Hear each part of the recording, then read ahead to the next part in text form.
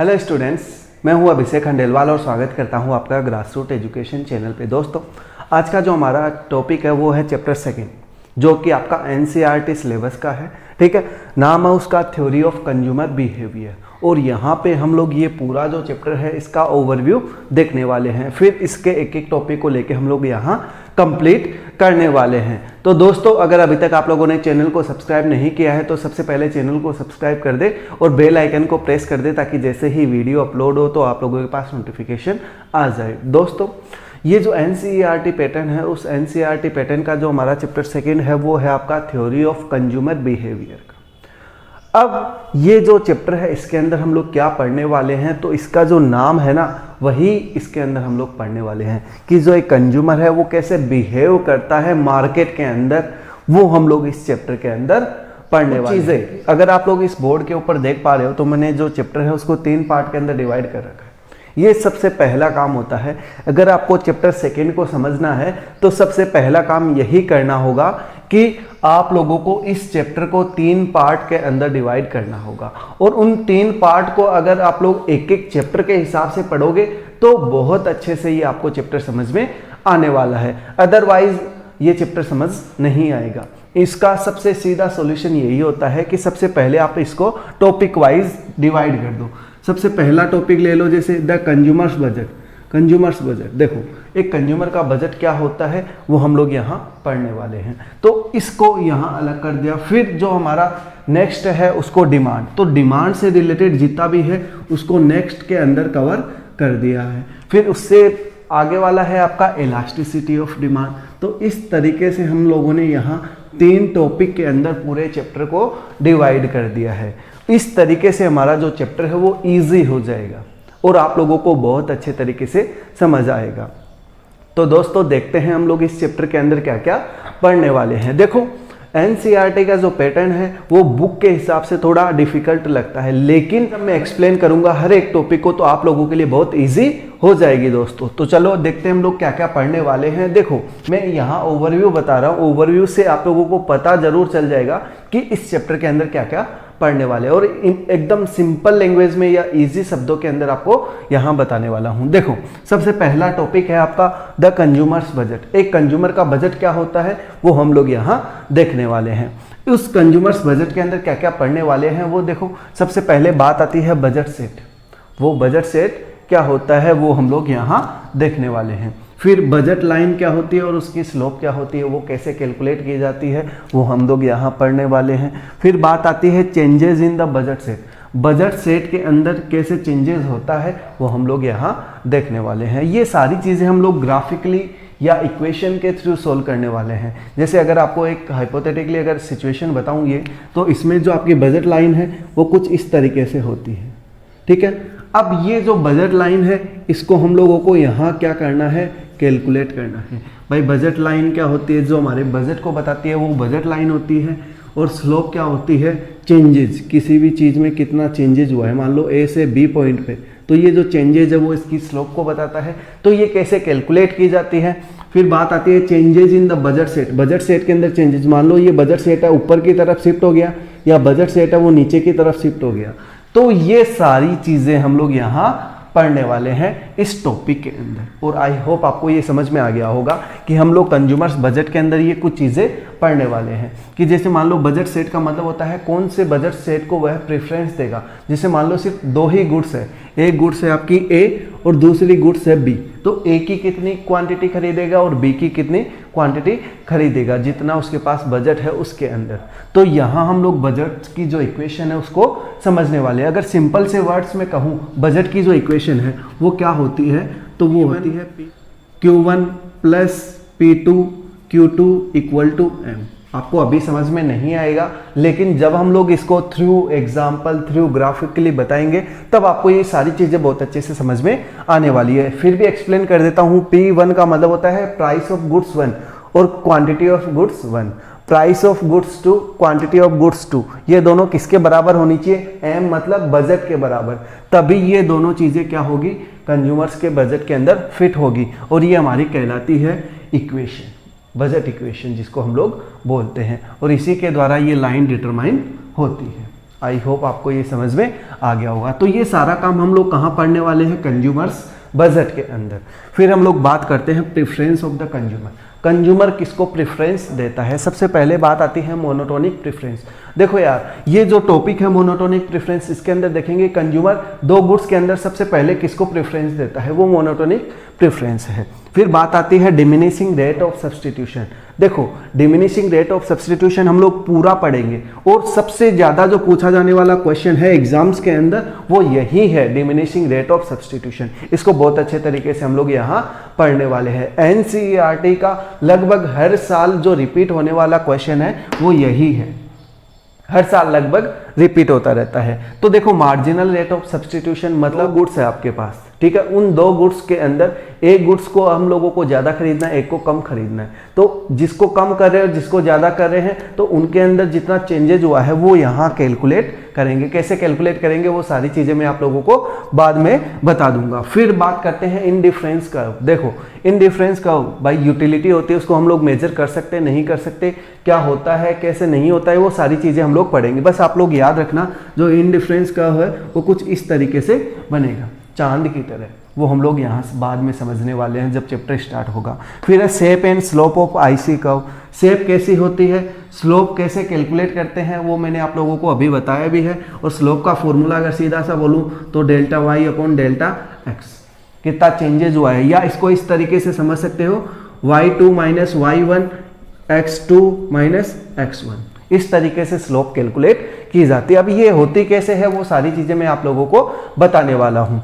फिर बात करते हैं इनडिफरेंस मैप। देखो इनडिफरेंस मैप का मतलब होता है बहुत सारे जो मैप है वो एक ही जगह आप रिप्रेजेंट कर देते हो। ये बहुत सारे जो आईसी कर्व है उनको एक जगह ही रिप्रेजेंट कर देते हो, वो इनडिफरेंस मैप कहलाता है। तो ये भी हम लोग कहाँ पढ़ने वाले हैं, इसी चैप्टर के अंदर पढ़ने वाले हैं। फिर बात आती है यूटिलिटी। यूटिलिटी का मतलब होता है कोई भी गुड्स और सर्विसेज जो हमारे यूज़ के अंदर आती हो, जो हमारे लिए यूजफुल हो, वो उस चीज़ की यूटिलिटी कहलाती है। जैसे घर में लगे पंखे की रिक्वायरमेंट है तो ये इलेक्ट्रिसिटी की यूटिलिटी है या नहीं है, जिससे हम लोगों को क्या होगा, जो थकान है वो खत्म हो जाएगी।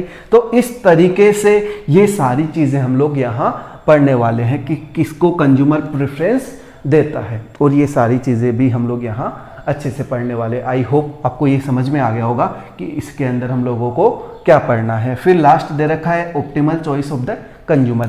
इन दोनों की हेल्प से एक कंज्यूमर है वह किसको चूज करेगा, कि जैसे मान लो ऑप्टिमल चॉइस का अगर सीधा सा मतलब ले कि जैसे ये बजट लाइन है उसके ऊपर आईसी कर्व सिचुएटेड है, तो किसको वह चूज करेगा, वो यहाँ optimal choice of the consumer के अंदर हम लोग पढ़ने वाले हैं। तो याद रखना इन दोनों की हेल्प से ये वाला क्वेश्चन सोल्व होगा, या ये टॉपिक जो है वो इन दोनों की हेल्प से सोल्व होगा। तो याद रखना इन दोनों टॉपिक्स को बहुत अच्छे से पढ़ना है ताकि हमारा जो थर्ड टॉपिक है वो अच्छे से क्लियर हो जाए। और आई होप आपको ये समझ में आ गया होगा कि ये जो पार्ट है इस पार्ट के अंदर हम लोगों को क्या क्या पढ़ना है। तो मेरे को कमेंट करके जरूर बता देना कि आपको ये समझ में आ गया कि इस पार्ट के अंदर क्या क्या पढ़ना है।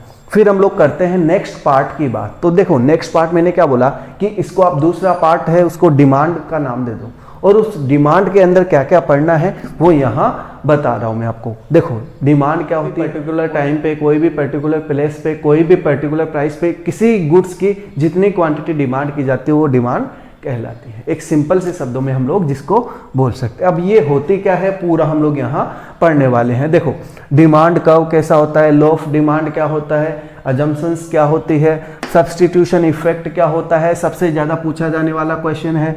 नॉर्मल और जो इन्फीरियर गुड्स है वो क्या होती है, सब्स्टिट्यूट और कॉम्प्लीमेंट्री गुड्स क्या होती है वो भी हम लोग यहाँ पढ़ने वाले हैं। Shifts in the demand curve, demand curve के अंदर शिफ्ट्स क्या होता है वो हम लोग यहाँ पढ़ने वाले हैं। अगर आपको मैं डिमांड कर्व बताऊँ तो याद रखना डिमांड कर्व इस तरीके से आपका डिमांड कर्व होता है, ठीक है। अब इनके अंदर शिफ्ट मूवमेंट ये कैसे होता है वो भी हम लोग यहाँ पढ़ने वाले हैं। फिर है movement along the demand curve and shift in the demand curve. Movement और शिफ्ट दोनों अगर एक साथ हो तो कैसे होता है वो सारी चीज़ें हम लोग यहाँ पढ़ने वाले हैं। तो यहाँ अगर सेकंड पार्ट की बात करें तो इसके अंदर डिमांड से रिलेटेड सारी चीज़ें हम लोग पढ़ने वाले हैं। और लास्ट है मार्केट डिमांड। अगर इंडिविजुअल डिमांड का समेशन कर दे तो वो मार्केट डिमांड कहलाती है। तो मैंने आपको इसीलिए बोला कि पार्ट के अंदर डिवाइड करके अगर इस चैप्टर को पढ़ोगे तो बहुत अच्छे तरीके से आप लोगों को समझ में आ जाएगा। और यहाँ देखो सारी चीज़ें किससे रिलेटेड है, डिमांड से रिलेटेड है। तो आप इसको अलग पार्ट के अंदर पढ़ोगे, अच्छे तरीके से ये चैप्टर आपको समझ में आने वाला है। तो दोस्तों अगर आपको ये पता चल गया कि सेकंड पार्ट है उसके अंदर आप क्या पढ़ने वाले हो तो मेरे को कमेंट करके जरूर बता देना। फिर हम लोग बात करते हैं पार्ट थर्ड की। देखो इसी चैप्टर का पार्ट थर्ड हम लोगों ने डिवाइड किया है। उसके अंदर हम लोगों ने जो हेडिंग है वो रखी है elasticity of demand. What is elasticity of demand. देखो यहाँ जो डिमांड है वो ये बता रहा है कि कितना चेंजेस हुआ, लेकिन एब्सोल्यूट फिगर नहीं देता। यहाँ elasticity of demand absolute figure देता है, प्राइस में चेंजेस होने की वजह से डिमांड में कितना चेंजेस हुआ, इलास्टिसिटी ऑफ डिमांड। अब क्या आप पढ़ने वाले हैं इलास्टिसिटी ऑफ डिमांड के अंदर। देखो प्राइस इलास्टिसिटी क्या होती है कि प्राइस में चेंजेस होने की वजह से क्वांटिटी में जो प्रोपोर्शनेट चेंज हुआ है वो प्राइस इलास्टिसिटी है। फिर हम लोग बात करते हैं elasticity along a linear demand curve, या जिसको हम लोग ज्योमेट्रिक मेथड के नाम से पढ़ते हैं वो हम लोग यहाँ पढ़ने वाले हैं। फिर factors determining price elasticity of demand for a good. अगर हम लोग सीधे से शब्दों में कहें तो ऐसे फैक्टर्स जो डिटरमाइन करते हैं प्राइस इलास्टिसिटी को, वो हम लोग यहाँ पढ़ने वाले हैं। फिर इलास्टिसिटी एंड एक्सपेंडिचर। अगर आप लोगों को याद हो तो टोटल एक्सपेंडिचर मेथड, वो टोटल एक्सपेंडिचर मेथड हम लोग यहाँ पढ़ने वाले हैं।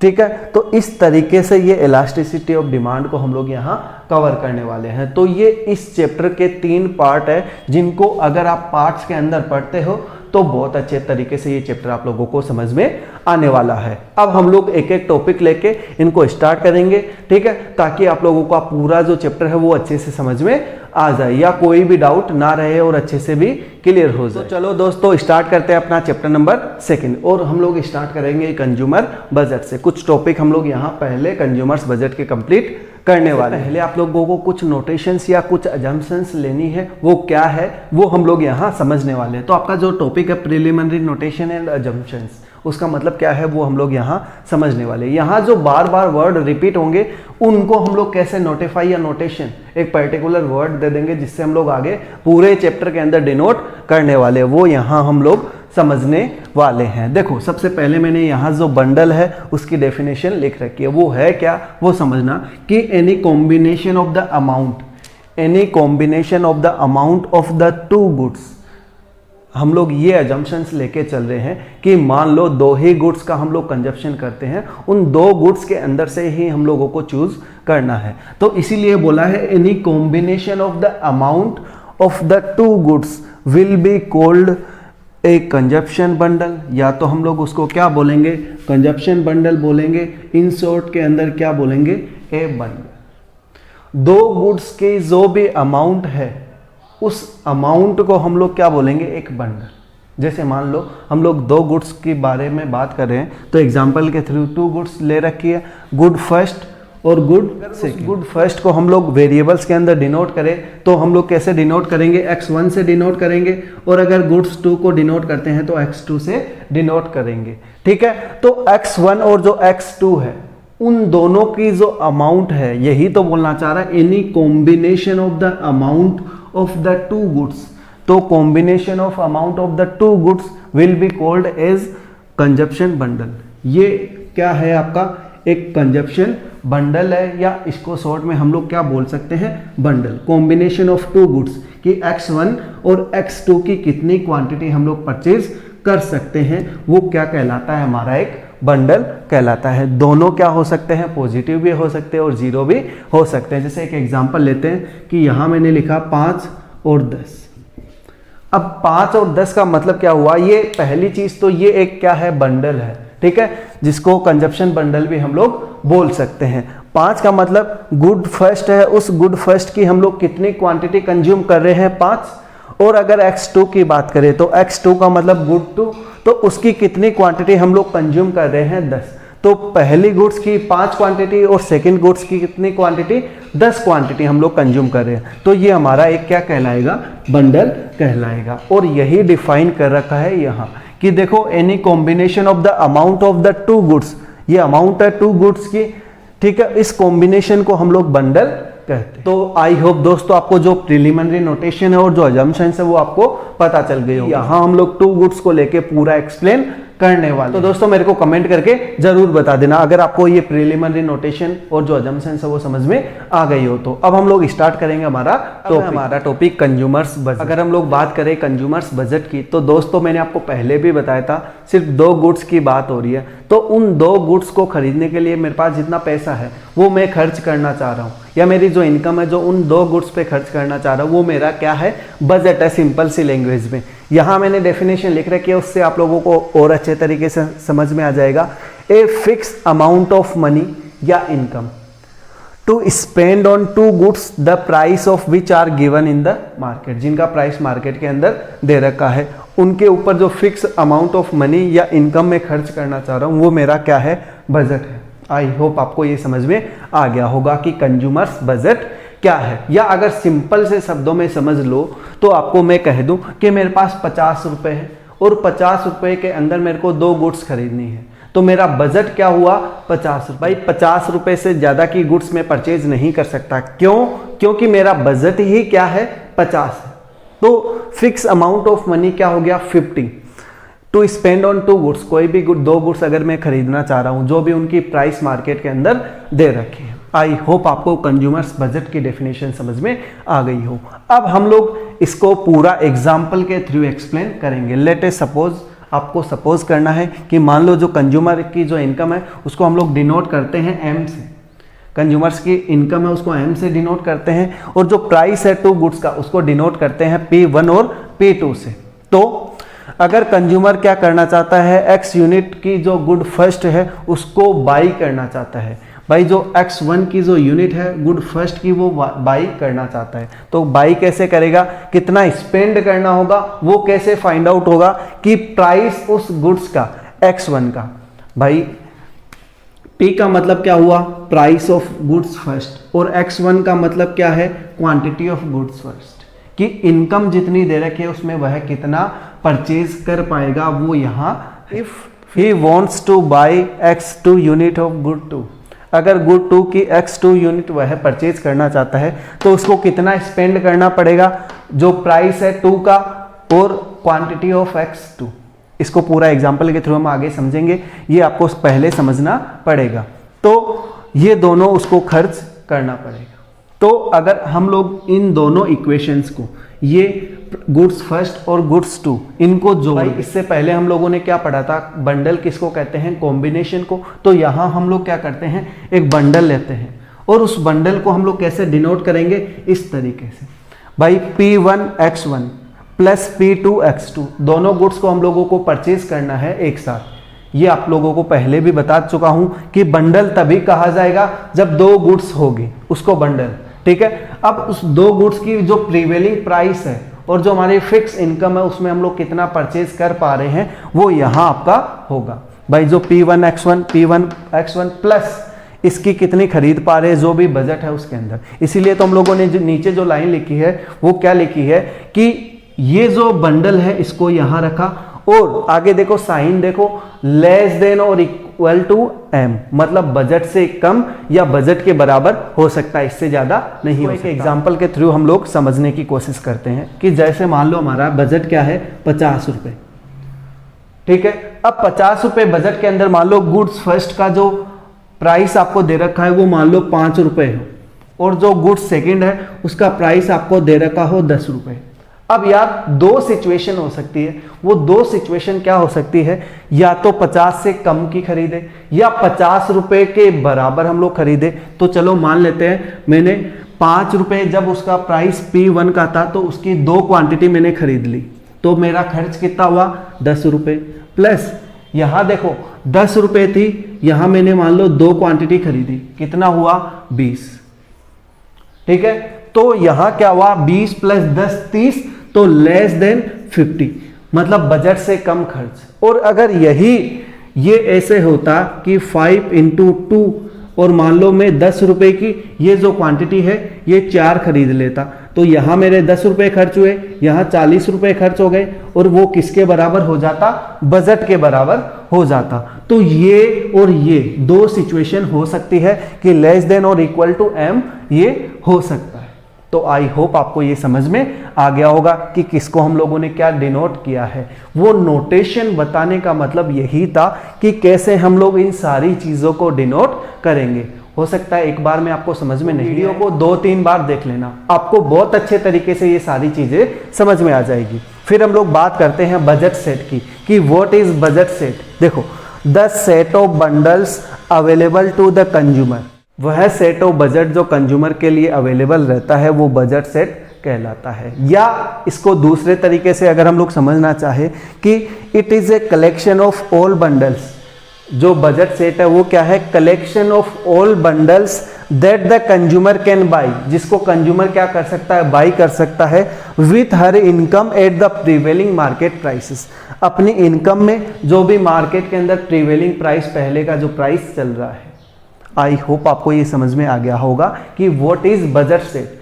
अब हम लोग यहाँ इस एग्जाम्पल के थ्रू सारी चीज़ों को समझेंगे कि बजट सेट, ये कंज्यूमर्स के लिए अलग अलग बजट सेट दे रखे हैं, उस बजट सेट के थ्रू हम लोग पूरा इसको समझने वाले हैं। तो देखो, यहाँ जो हमारा बजट है वो दे रखा है 20 रुपये। एग्जाम्पल 2.1 है, उसको अच्छे से समझना। m बराबर 20, और m का मतलब हम लोगों ने पहले ही समझा था, जो कंज्यूमर है उसकी इनकम कितनी है, टोटल 20 रुपये। P1 है और जो P2 है उसकी प्राइस को कैसे डिनोट करते हैं, P1 और P2 से, तो उसकी प्राइस क्या है, 5 रुपये।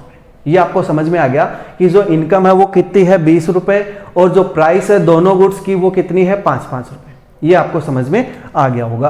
अब हम लोग अगर इन सारे बजट सेट को देखें तो ये पूरे बजट जिनको एक कंज्यूमर क्या कर सकता है, चूज कर सकता है। लेकिन यहाँ अगर पूरे बजट सेट को देखें तो यहाँ मैंने आपको 2 सिचुएशन बताई थी कि लेस देन बजट और इक्वल टू द बजट। तो यहाँ अगर आप लोग सिचुएशंस को देखोगे तो देखो 00, 01, 02, 03, 04, ये सारे क्या है, यह एक ऐसी सिचुएशन है, मान लो आपकी 04 आ गई। अब यहाँ 5 रुपए की है, 4 यूनिट आपने खरीद ली, तो कंज्यूमर का जो बजट है वो इक्वल क्या आएगा, और यहाँ सब इन चारों के अंदर क्या होगा, लेस देन बजट। 0, 1, 0, 1, 1, 1, 2, 1 और 3, तो यहाँ भी कंज्यूमर का जो बजट है वो इक्वल रहेगा। यहाँ 2, 0, 5 रुपए की ये गुड्स है, 2 से मल्टीप्लाई करा 10 रुपए, 2, 1, 2, 2, ये भी एक ऐसी सिचुएशन है जहाँ पूरा बजट इक्वल आएगा। 3, 0 ये इक्वल नहीं होगा, 3, 1 यहाँ भी क्या होगा, इक्वल होगा, और 4, 0 ये ऐसे बंडल सेट है जहां कंज्यूमर का जो बजट है वो किसके इक्वल रहेगा, 20 के इक्वल रहेगा। इसके अलावा जितने भी ये बजट सेट दे रखे हैं वो लेस देन 20 रहेगा। ठीक है, तो अगर आप लोग इसको सॉल्यूशन के द्वारा समझना चाहो तो कैसे कर सकते हो, वो मैं यहाँ एक बार रफली आप लोगों को बता रहा हूं। देखो,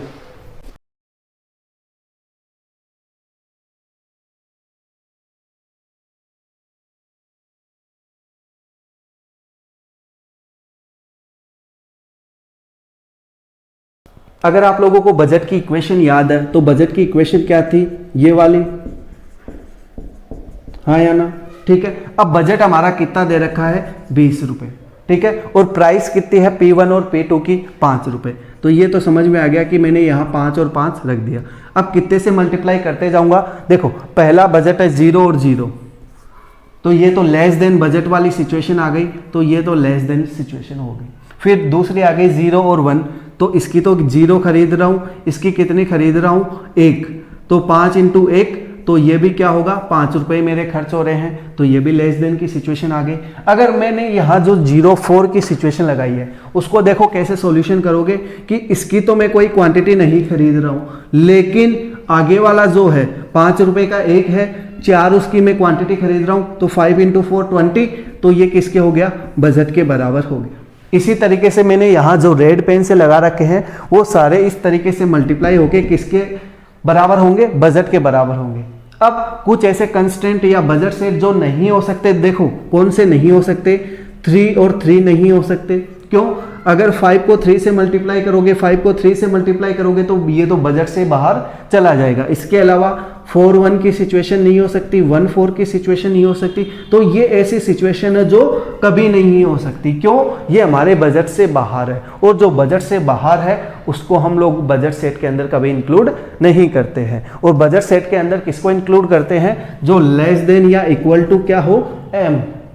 तो आई होप आपको बजट सेट क्या होता है ये अच्छे से समझ में आ गया। कैसे हम लोग नोटेशन करते हैं, कैसे अजम्पशंस के थ्रू हम लोग बेसिक चीज़ों को समझते हैं, ये आपका पार्ट आप लोगों को बेसिक चीज़ें समझने में हेल्प करेगा। और आपकी जो बेसिक चीज़ें हैं वो आई होप क्लियर हो गई होगी। फिर भी अगर कोई डाउट रहता है तो आप हमें कमेंट के माध्यम से पूछ सकते हैं। तो दोस्तों, अगर आप लोगों को वीडियो अच्छा लगा हो तो वीडियो को लाइक करें, चैनल को सब्सक्राइब करें और दोस्तों के साथ ज़्यादा से ज़्यादा शेयर करें। Thank you.